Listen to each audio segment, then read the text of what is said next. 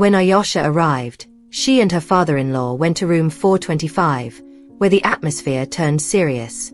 Mr. Hizan revealed his shocking plan.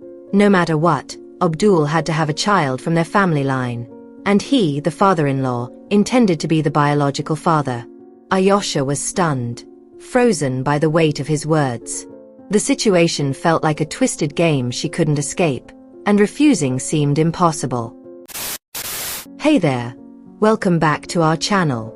Today, we're diving into another chilling real-life event that happened right here in our world. This time, the story takes us to the city of Chittagong, Bangladesh.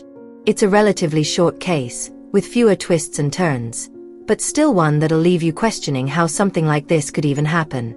The event took place in September 2018, on the third floor of a hotel in Chittagong. So, what's the full story behind this intriguing case? Let's get into it and uncover all the details.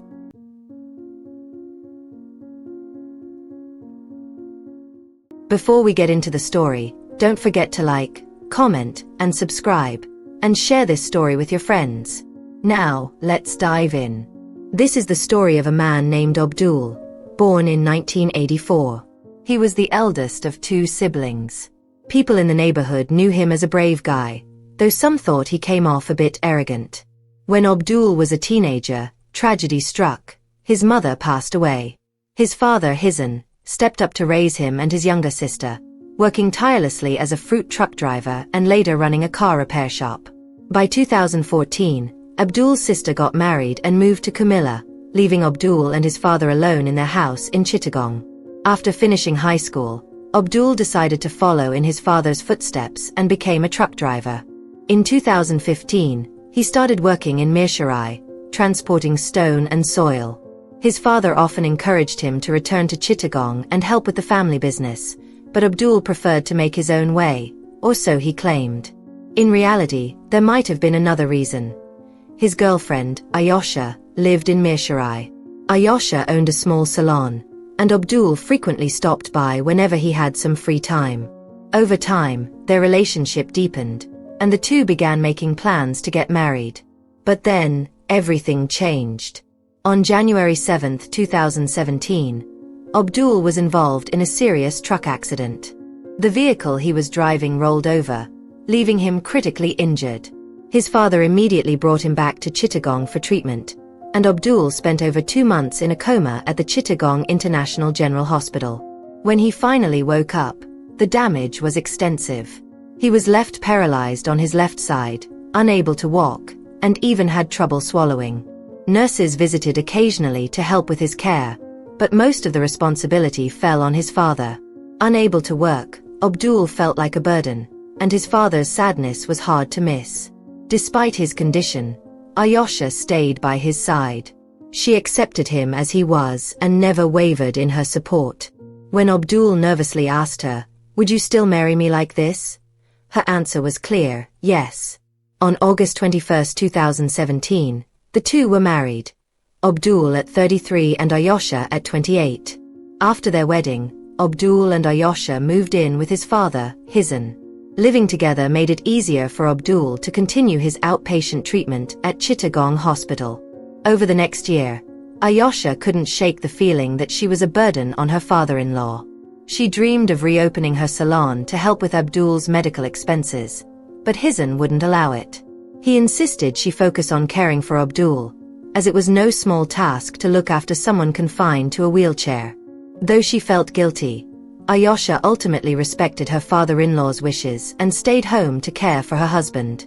From what I've learned, Abdul had a reputation for being arrogant since his teenage years. His father, Hizan, admitted that Abdul could be dismissive and often bragged when joking around. This attitude didn't sit well with the neighbors, especially when Abdul refused to work at his father's repair shop. They began to see him as ungrateful and unwilling to take care of his family. After Abdul's accident, the gossip only intensified. People said things like, "That's what happens when you act all high and mighty. Now you're stuck back at your dad's house." Hizan was furious about the gossip but kept quiet, trying to shield Abdul from their judgment. However, a new problem emerged about a year after Abdul's marriage. His wife, Ayosha, showed no signs of pregnancy. This only fueled the neighbors' rumors, and the whispers grew louder. Hizen couldn't help but wonder if there was more to it. In early August 2018, during one of Abdul's checkups at a hospital in Chittagong, Hizen decided to ask the doctor whether the accident had affected his son's fertility. The doctor recommended a specialist for further tests. After several examinations, the devastating truth was revealed. The accident had caused permanent damage to Abdul's reproductive system, making it unlikely he could ever father a child. The doctor suggested focusing on Abdul's physical recovery instead. Hizen didn't share this information with Abdul. Instead, he confided in Ayosha, instructing her to keep it a secret. Ayosha was heartbroken but stayed strong, reminding herself of the commitment she'd made to Abdul. She hid her sadness, always managing a smile in front of her husband. Hizen, on the other hand, couldn't stop worrying. The neighbors' harsh words, claiming Abdul was finally facing the consequences of his past arrogance, kept haunting him. Desperate to silence them, Hizen began obsessing over the idea that Abdul and Ayosha must have a child, no matter the cost. On August 7, 2018, Hizen called Ayosha to meet him at a hotel in Chittagong at 3 p.m., saying they had something important to discuss. That day, he arranged for a nurse to look after Abdul, claiming that he and Ayosha had to attend an event together. At the hotel, the two met in room 425, and Hizen shared his shocking plan. Abdul needed to have a child, and if his son couldn't do it, then he, the father-in-law, would step in as the biological father. Ayosha was horrified. Frozen by the absurdity of his suggestion, she couldn't believe what she was hearing. Traumatized, she returned home and didn't dare tell Abdul, fearing what Hizen might do. 3 weeks later, Hizen pressed Ayosha again, asking if she was pregnant. When she said no, he grew increasingly frustrated. He demanded another meeting in room 425, this time on September 18, 2018. Ayosha was reluctant but eventually agreed after Hizen angrily insisted, saying it was for Abdul's sake, to stop the neighbors' constant ridicule. During their meeting, Ayosha tried to reason with him. She proposed adopting a child from an orphanage instead, but Hizen wouldn't hear it. He shouted that adoption wouldn't solve the problem. It was about proving Abdul's strength to the community. Tensions escalated in the room. Ayosha noticed a gun in Hizen's bag. Panic set in. In a moment of fear and desperation, she grabbed the weapon. A struggle broke out, and Ayosha fired several shots. Hizen fell, fatally wounded. He died in room 425 at the age of 61. Ayosha didn't run away after the incident. Instead, she calmly called the hotel staff at the lobby and asked them to contact the police. When the authorities arrived, she confessed everything, fully cooperating as they took her into custody. Before leaving, she requested to make one call to Abdul's sister in Kumilla, asking her to come home and take care of Abdul, who was still confined to a wheelchair. When Abdul later visited Ayosha in jail, he was stunned by what had happened. He couldn't believe his father would go to such extreme lengths to shield him from the judgment of their neighbors. Overwhelmed with guilt, Abdul even pleaded to be jailed alongside Ayosha, wanting to stay by her side. As the investigation unfolded, police discovered that the firearm used in the incident belonged to Mr. Hizen.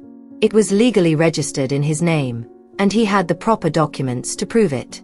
This fact became a key point in the prosecution's argument to portray Ayosha as the sole perpetrator of the crime. The case quickly made headlines across Bangladesh, sparking widespread controversy. Women-led protests erupted, with demonstrators rallying behind Ayosha, claiming she acted in self-defense. They pointed out that she had been trapped in an oppressive household, unable to speak out about her father-in-law's actions for fear of burdening her already ailing husband. Many argued that her choices were limited and that she had been cornered into a desperate situation. Despite public outcry, the prosecution initially demanded a harsh punishment for Ayosha.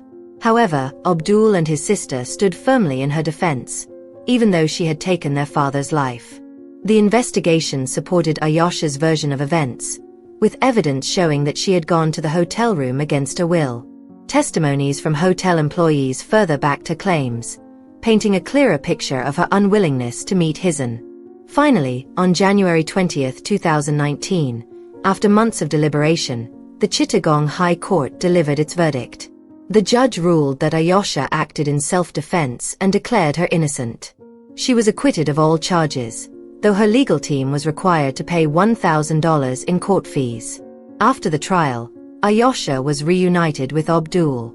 They moved forward with their lives, and she reopened her salon business, finding a sense of normalcy once again. What lessons can we learn from this story?